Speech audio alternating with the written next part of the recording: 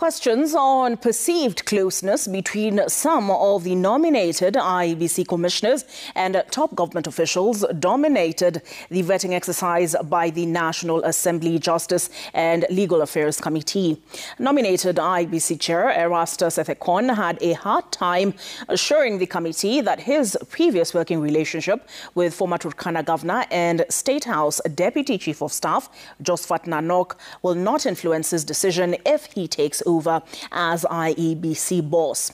Hassan Noor Hassan, another nominee who admitted to being National Assembly Minority Leader Junet Mohamed's brother-in-law, was also at pains after questions were raised on his inclusion in the interview stage at the last minute.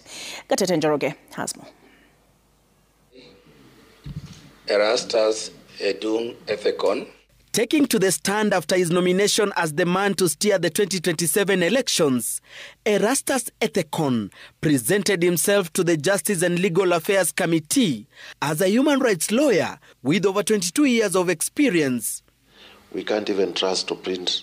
But it is his past working relationship with State House Deputy Chief of Staff Josphat Nanok that was of much concern to MPs, a matter that had also been raised by Kenyans who sent petitions to the committee. They perceive that you'd be biased in favor of the current president by virtue of the fact that you have an association with the former governor of Turkana. I've known Honorable Nanok when I worked with him as the county attorney for Turkana while he was serving as the governor. And I worked with him for 4 years, and our relationship was purely professional. Ethekon assuring the committee that if approved, his leadership will be guided by the Constitution and that he will safeguard the independence of the Commission. I shall be guided by the law, I shall be impartial, I shall be fair, and no office, whether small or big in this land, shall influence me, my decisions or my running of the commission. It was not only the nominated chairperson who had challenges with his associations. Hassan Noor Hassan, a career administrator, also faced similar allegations. Hassan, whose nomination is part of a case filed in court challenging the nomination process, was put to task over the inclusion of his name in a list that was published after he missed in the initial shortlist published by the IEBC selection panel. The Chairman, I have absolutely no hand in my name being on the list.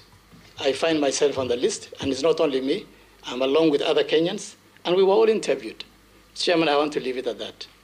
As for Mary Sorobit and Moses Alutalala, their association with Jubilee, UDA and ANC parties came into sharp focus with MPs questioning their impartiality. Alutalala's appointment by President William Ruto to the task force to audit health resources, which was declared illegal by the court, was also a subject before the committee. I went to Jubilee Party of Kenya, and I want to declare that I was not a member of the Governing Council of Jubilee Party of Kenya.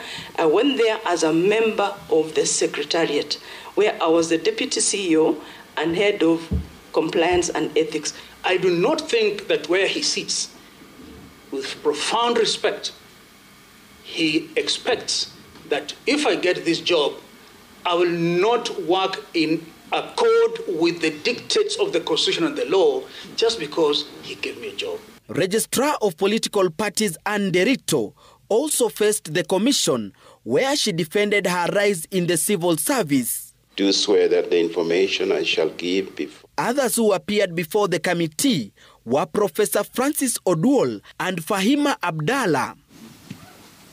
Gatetenjaroge, Citizen TV, Nairobi.